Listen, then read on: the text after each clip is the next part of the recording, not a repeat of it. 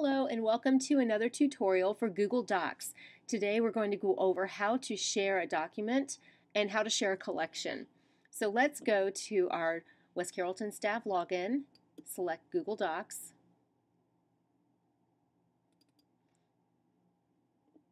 and we open up our Google Docs page here. In the center you'll see your documents list and you have your folders or your collections with the icons that look like folders. Let's go out here to Science Fair Project Ideas and we're going to learn how to share this one. So I open my document. If I go to the right hand side, you will see a blue share button. Click on that button and it opens up a new window. At the very top of the page, I can choose if I want to make this document public on the web. Anyone who has the link can open it. Just share it with the entire staff of the West Carrollton School District mailing list. Only people at West Carrollton School District who have the link, or it can be private only. So let's leave it at private and hit save. And now down at the bottom, we can add people that we'd like to share this with. So I'm going to add a name. And once I add my name, I can go over here to the side and I can edit, have her access to edit the piece. She can comment only on the piece, or she can just view the piece or the document. So let's leave it at can edit. Now we can notify the people by email and add messages if we want to.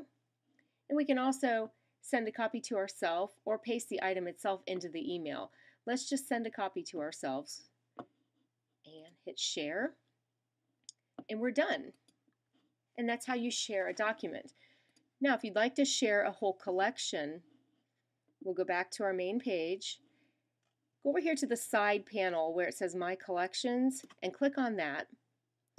And out to the side of each one of these collections that you have, you'll see a drop down button.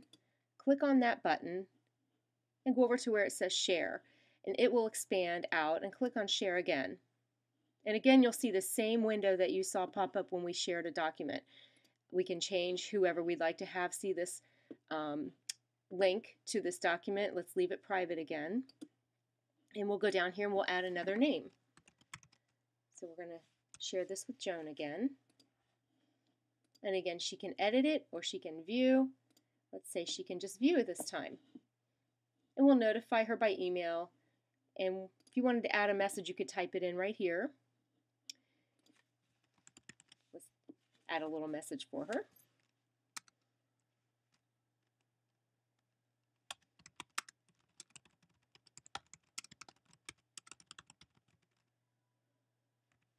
Okay, we'll share and save. So now Joan has received within just seconds and access to the collection that we just shared with her. Let's click on Done. And that's how you share a collection, very similar to the document. Now, just as a note, when you share a collection, the new permissions for people to view them are pushed out to all documents within the main collection. So if you look over here, I'll click on Science Fair and you'll see I have 2 documents within that collection. If I share the whole collection, then she would have access to those documents. Normally that access happens pretty quickly, but occasionally it might take a few minutes, but basically it happens pretty quick. So here's an example of how access permissions work with shared collections. Say I create a document and share it with Joan, and then I added it to a collection number 1 or one of my collections off to the side there. If I then share collection 1 or say the Science Fair collection with another person named Camille, the document will then be shared with both Joan and Camille. Collections others share with you will appear in the main pane of your documents list, and only collections shared directly to your email will appear here. So that would be over here on the side. If a collection was shared with you through a mailing list, you'll need to click the link in that email first. And that's basically how collections and documents are shared. Have a great day.